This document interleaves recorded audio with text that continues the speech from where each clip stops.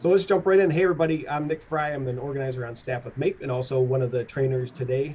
So this is organizing campaign training part one. Part two is on the 28th. Pete's the other trainer, and he's going to introduce himself in a second.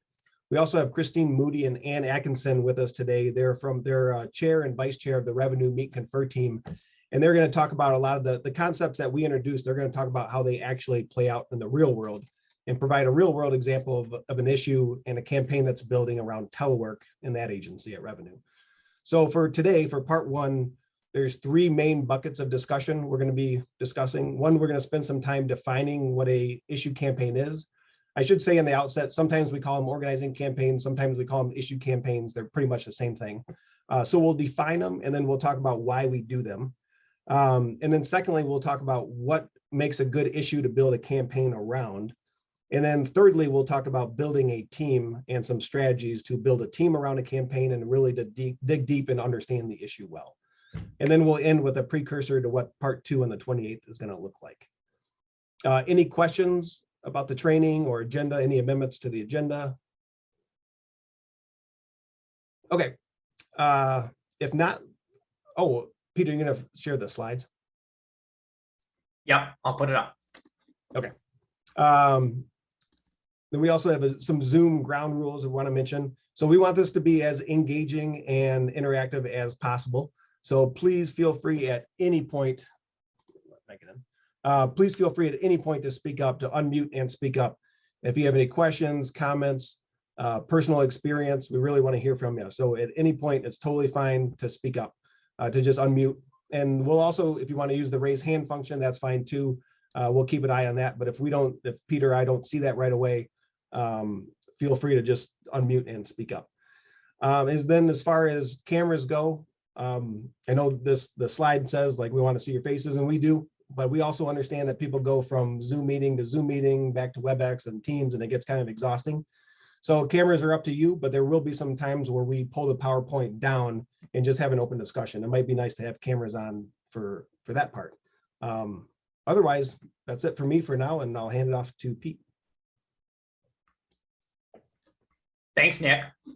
Thanks everybody again for being here, and I'm excited to have this discussion with you all. And we're going to be, as Nick said, kind of balancing a little bit with content, and then also some discussion. So we're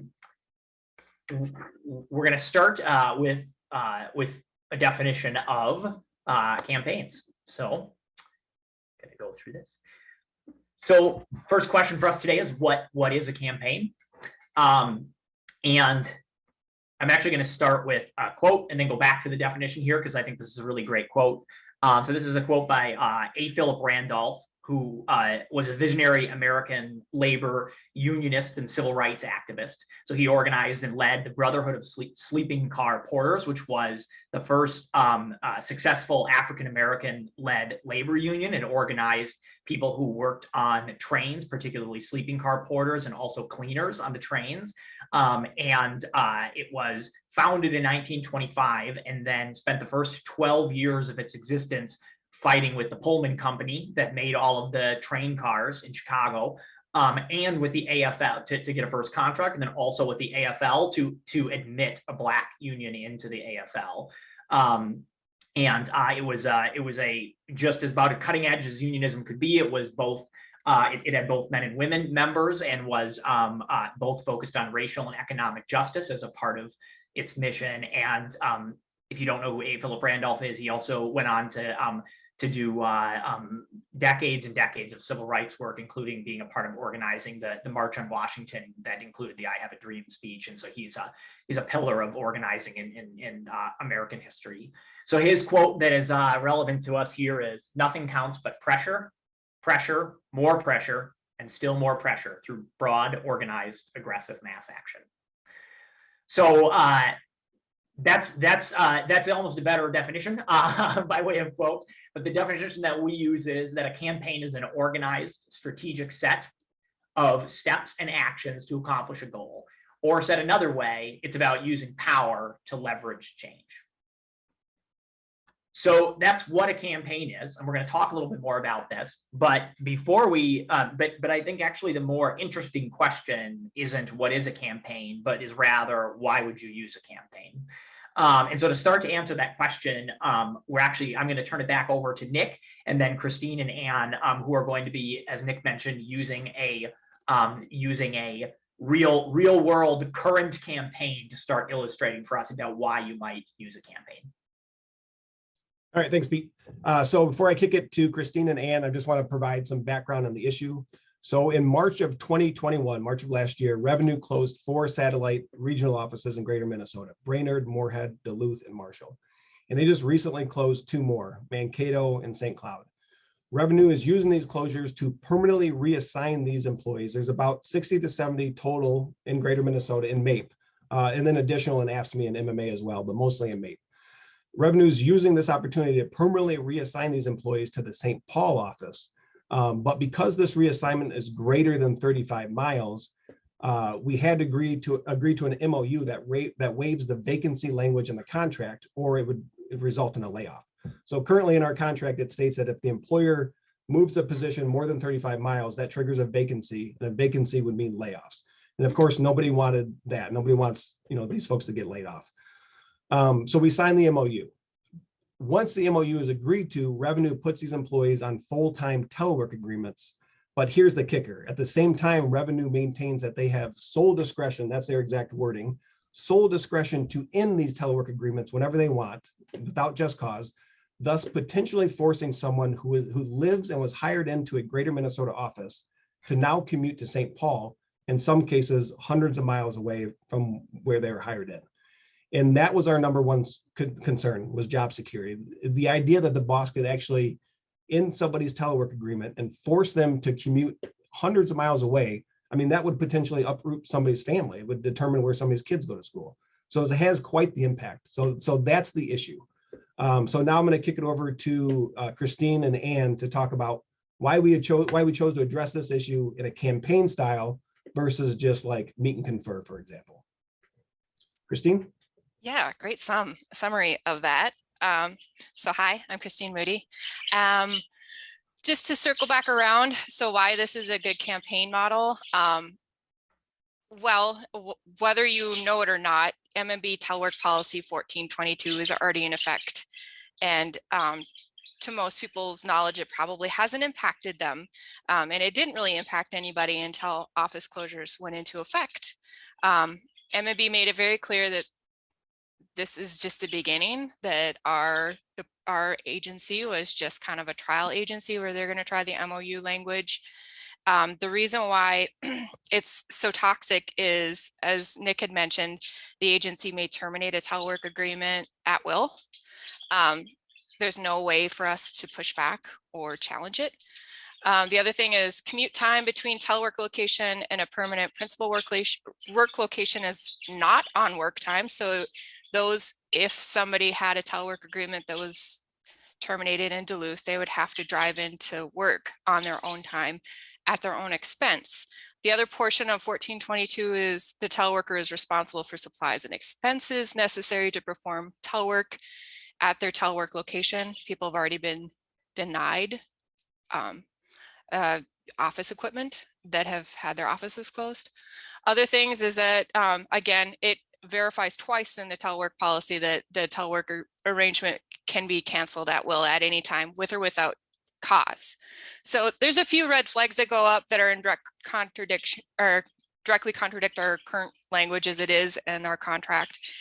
The reason why this is a good campaign model is that while it may only appear to impact those employees that have had their office closures going on, this has a potential to impact many more employees across the state, really. Anybody who has the ability to telework, and then, expenses with supplies, if you had to get additional routers in your house, all those expenses now fall on the employee, including the cost of internet. And they're largely moving away from remote workers. So from my understanding, they're probably going to do away with remote working altogether.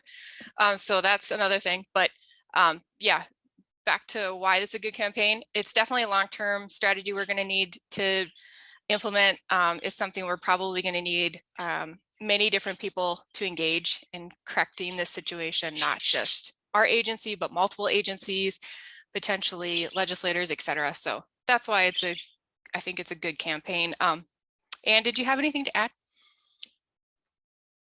One of the other things is right off the bat, upper management and HR offered a lot of lip service to us. So even though it wasn't in the MOU and they didn't want to change language in the MOU or anything, they were rewriting policies and procedures for different things is what they were saying. Yet we never saw anything at the beginning. It was all lip service. Management would say absolutely and agree with us. They would say, well, you know, even though it's at our discretion, we're not going to use this as punishment. But that hasn't been what they've done in the past. They've taken telecommuting away because using as punishment. Oh, you didn't have enough hours on the phone lines. Oh, you didn't do enough work items in your queues. Well, now you're back in the office. So it was a very difficult first piece of it. And then we wound up having additional closures as well. So more to come. Thank you, Christine and Ann. It was great. So now we'd just like to turn to you all. Just want to open up for a general discussion. Have you ever been a part of a campaign in MAPE, either or outside of MAPE, like an issue campaign of this style?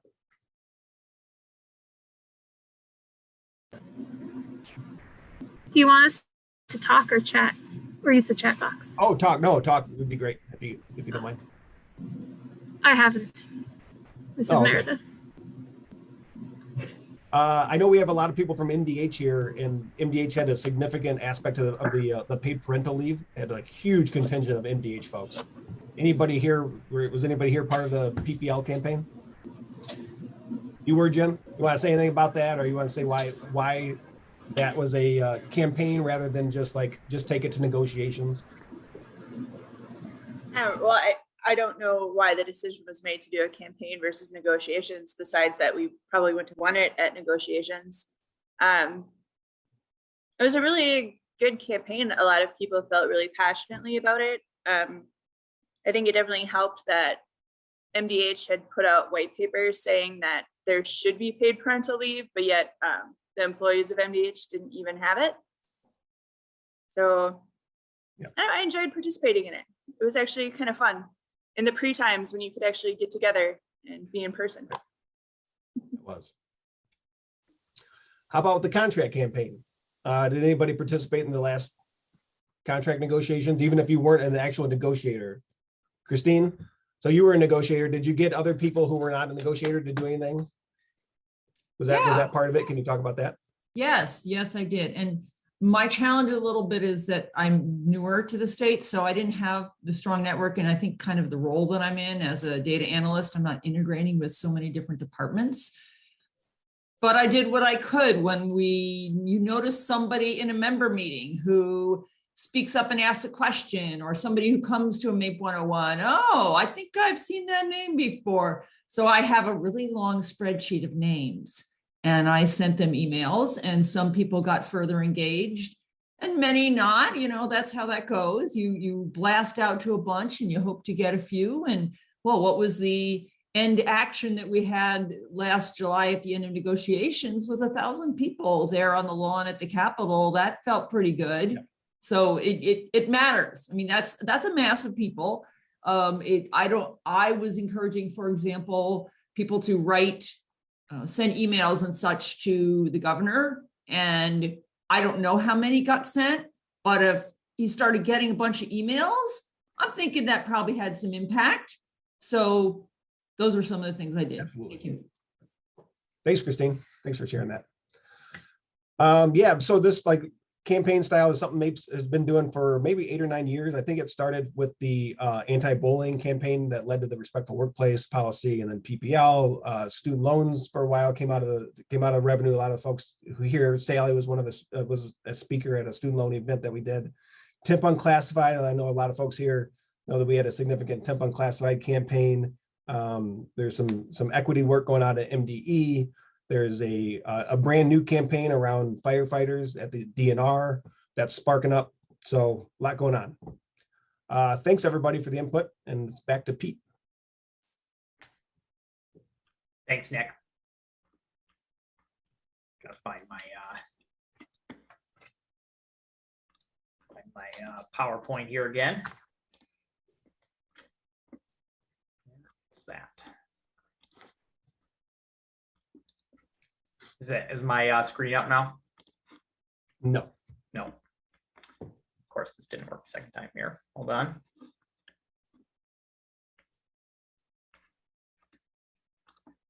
There it is. Okay. Okay. So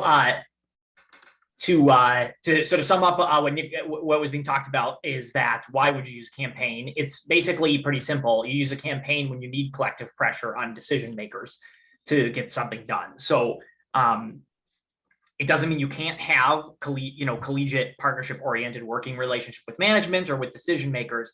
It means that when you need pressure, you know how to start building it. So so that's kind of like an obvious example, is you use it when you need it, right? But the point is that if you get a no around something that matters to you, the using a campaign is about having a set of tools at your disposal that you wouldn't have at that no doesn't have to mean the end.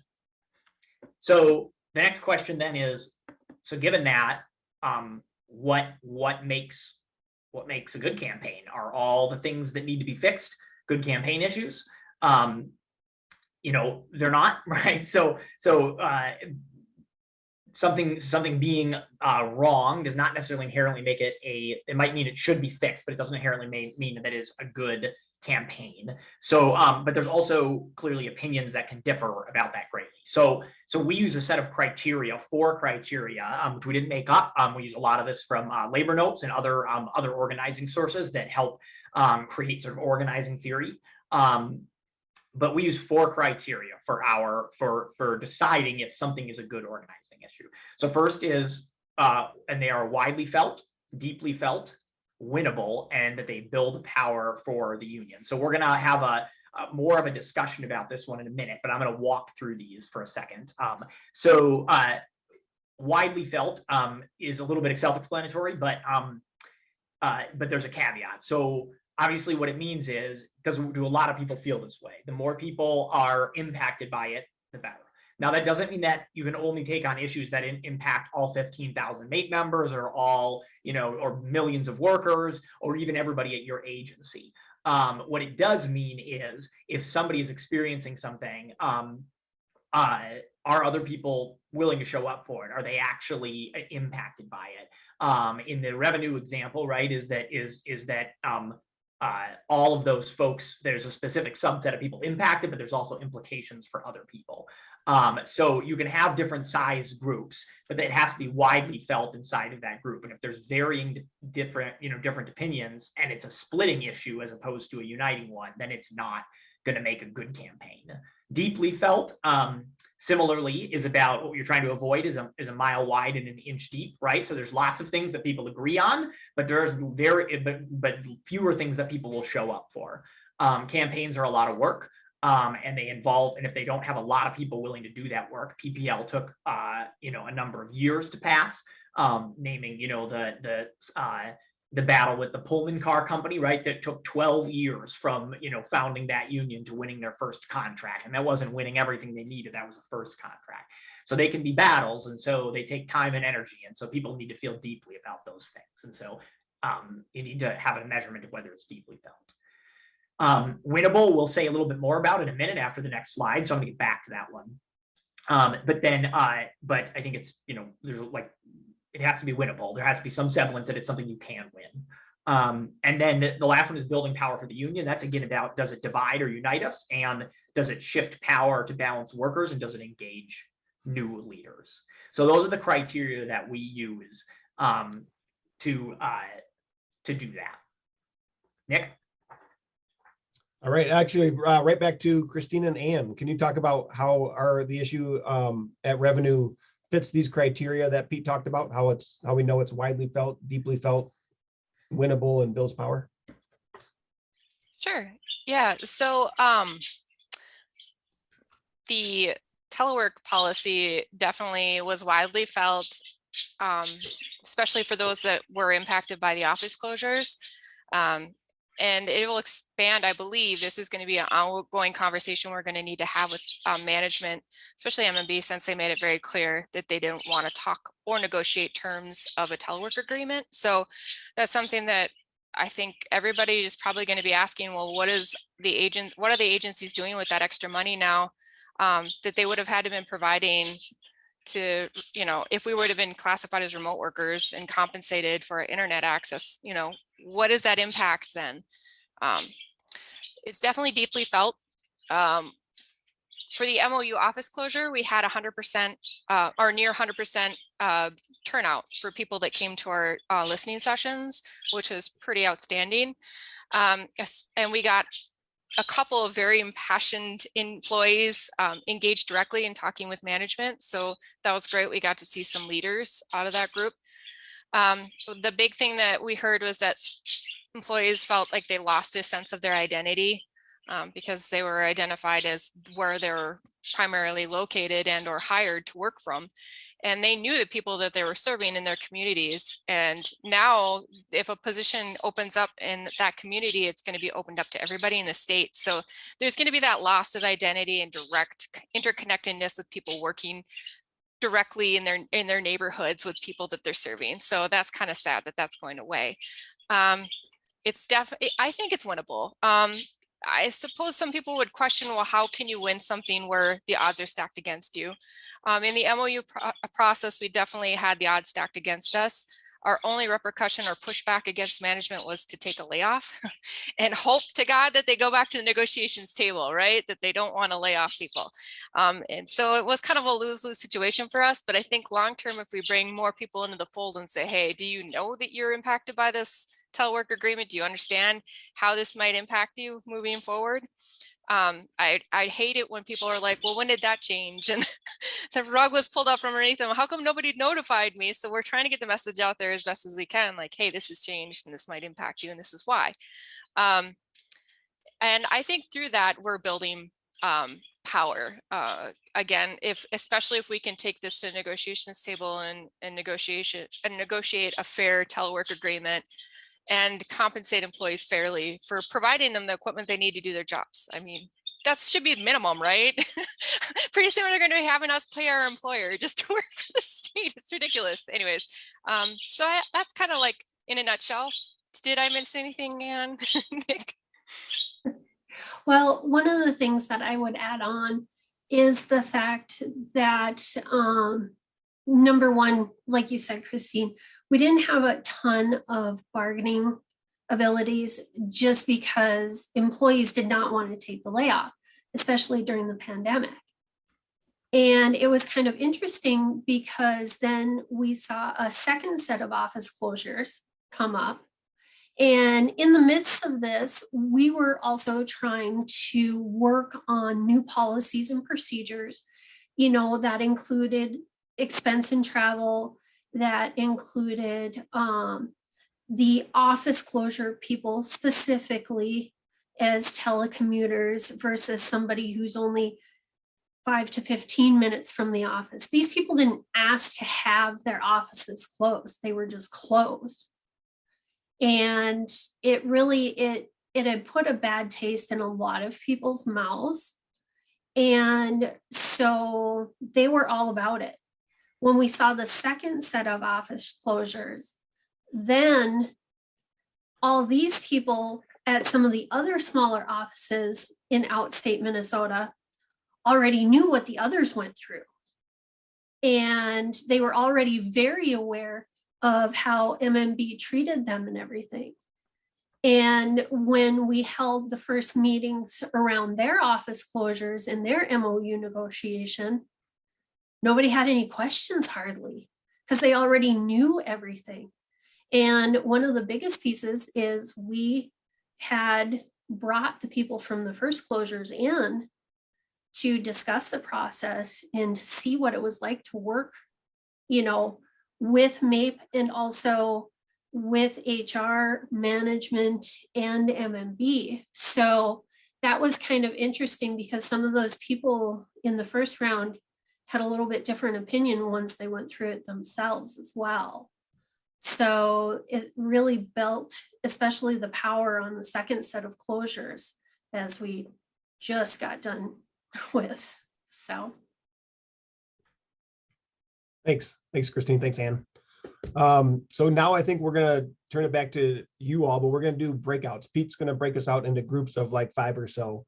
So there's not gonna be a facilitator in the breakouts, but it should be really easy. So just like everybody to go around and introduce yourself, say your name, your agency, and name one issue that you think could make a good campaign issue.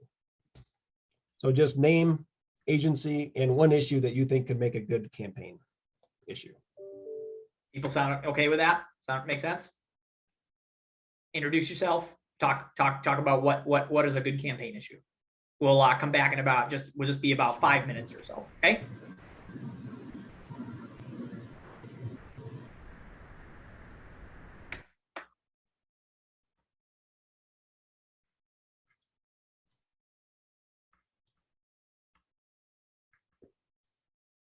I'm gonna not join the breakout if that's okay. Okay.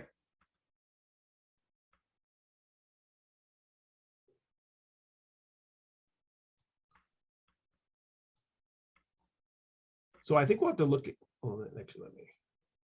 One of the criteria that I think is difficult sometimes to wrap our head around, which is actually the winnability issue. So sometimes people talk about winnability and think to themselves like, well, if I don't know how to win it, that means it must not be winnable. And so it's a bad issue, right? So we have some of the folks in the Department of Health here starting to talk about how do we win recognition and some kind of like sustainability and rebalancing of the lives of people that work for the Department of Health who have been, you know, spent so much time on COVID response and have gotten, you know, a lot, like have not gotten a lot of recognition for the amount of work that they've done above and beyond. So we're wrestling with that.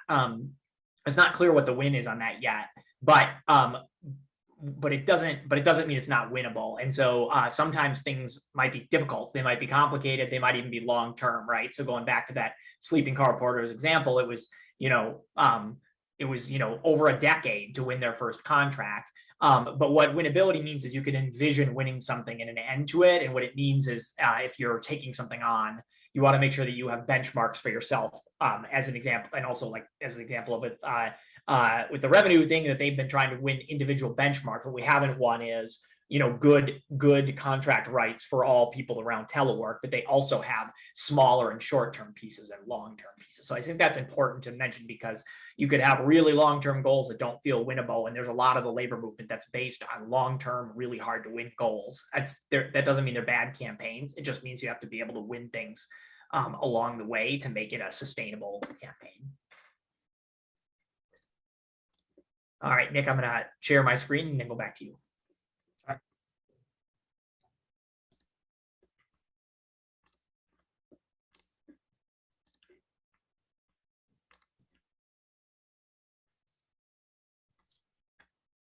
All right. So this is the beginning of the building a team section. So you've got a good issue. Maybe you came up with it on your own experience, or maybe a member brought it to you, but you think it's a good issue.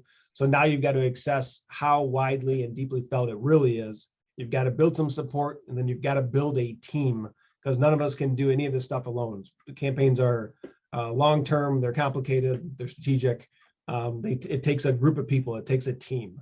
So we'll go into the details of, so the strategy for this that we're recommending is small group discussions, also known as listening sessions. So we'll go into details on small group discussions in a minute. But first, we're going to hear back to the revenue campaign. We're going to hear from Christina and Ann again about how that group used small groups to build a campaign team. Christine, you talk about building a team for the campaign? Yeah, so it didn't really happen overnight. It wasn't like we were like, hey, this should be a campaign. At some point we did say that, but it took quite a bit of building to that point.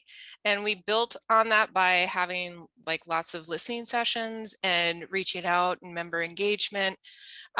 We typically had like a core group of people that would try and plan around listening sessions, actions, that kind of thing.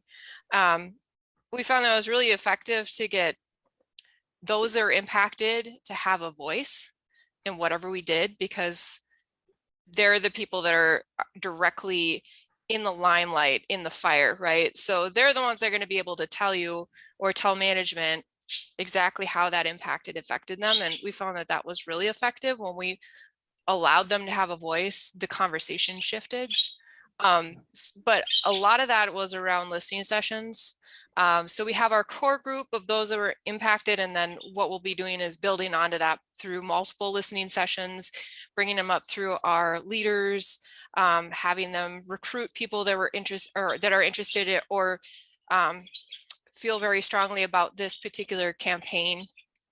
And then we also try to identify leaders. Right now, we've identified, I think, 2 or 3 individuals that we're going to reach out to that have been impacted by the office closure. And what we're going to ask them to do is to directly get involved by becoming a negotiations rep. If we have enough strategic negotiations representatives that are already impacted by this issue and already very passionate about this issue, I think it'll be easier to bring that then to the negotiations table. And it's also a lot harder for management to dismiss and or just give lip service to somebody when they're directly having to justify their actions to somebody who is directly impacted. So that's kind of, again, a lot of through listening sessions, discussions, that kind of thing. Did I miss anything, Anne, Nick, want to add? I do want to say No. that one of the things that we did is I wouldn't say we asked management. We kind of told management that they needed to have their own listening session as well with these employees and hear them out.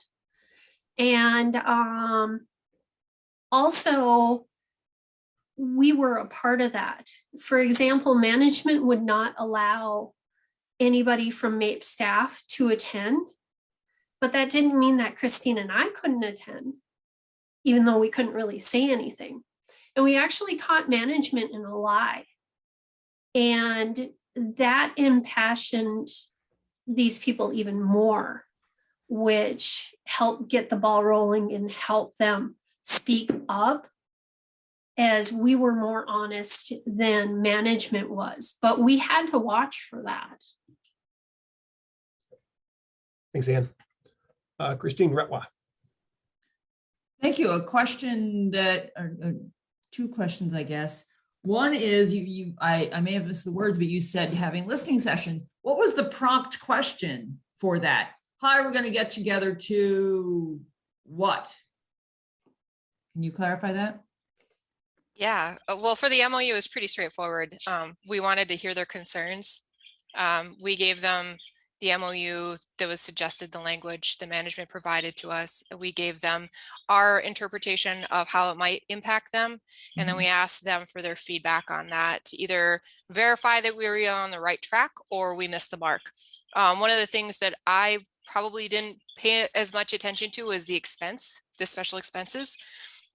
Management gave us numerous, first they said they were going to come up with a policy, and then they're like, oh, we're going to update the telework agreement, and they're like, oh no, we can't do that, and then they go back and forth and blah blah blah blah blah, and they're like, oh, we're going to pitch it to this group of managers that we're having.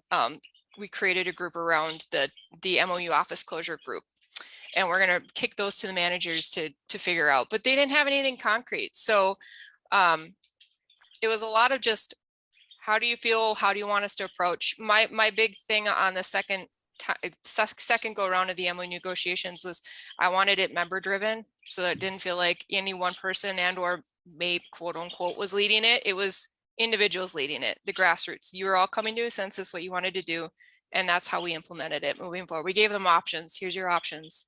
How do you want to do it? But the big thing was, you just started the conversation of what are your thoughts? And literally we didn't have to sit too long. I don't think the first go around, we didn't have to sit at all. There wasn't any dead time. People were very concerned. The second go around, there was a little more dead time and more people just were afraid of losing their jobs. So a lot of times all you have to do is say, how do you feel about this? We're just here to hear your concerns, and then ask you to be a part of the conversation if we can.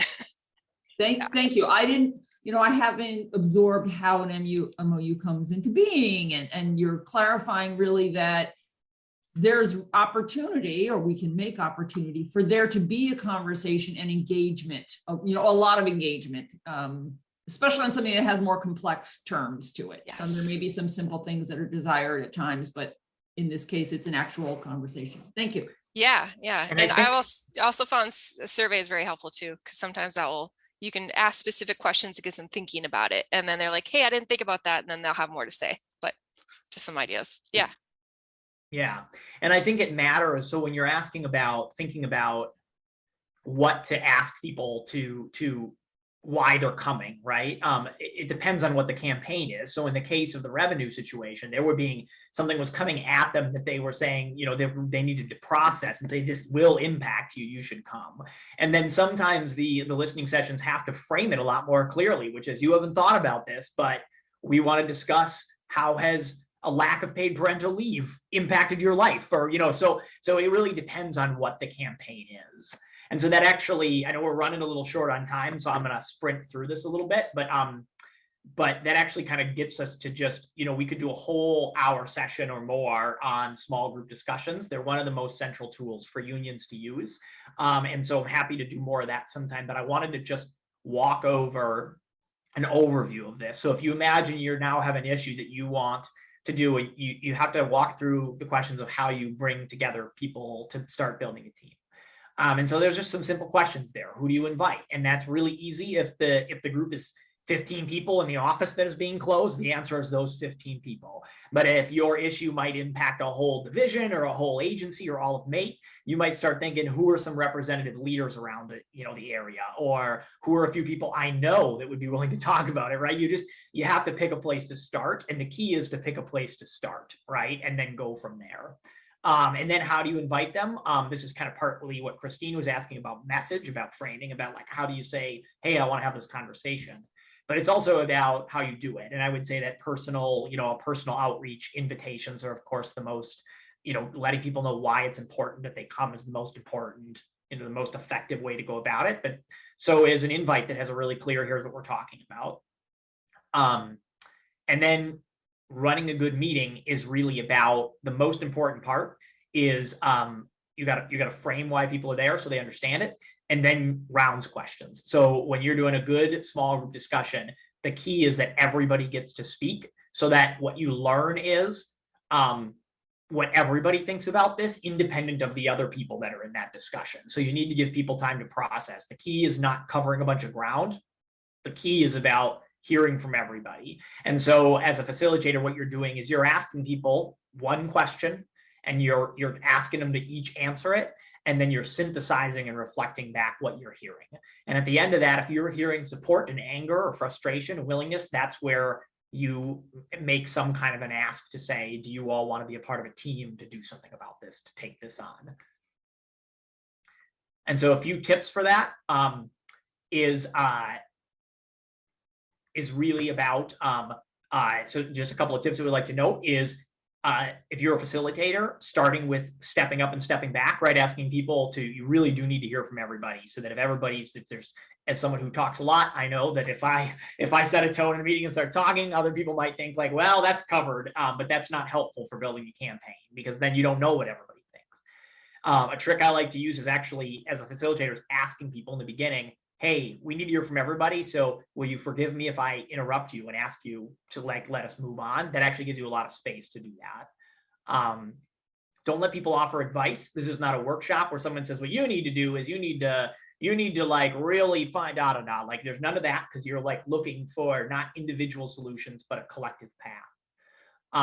Starting and ending on time is important. And then making sure that you or somebody that you're working with is taking notes. So you remember that if somebody said something really brilliant, like, I think if we went and, did a petition, or we did this, or people's ideas get captured, so you start incorporating it in. So that's the central tool that we use. We're going to skip sort of like this popcorn discussion here, because we're kind of out of time.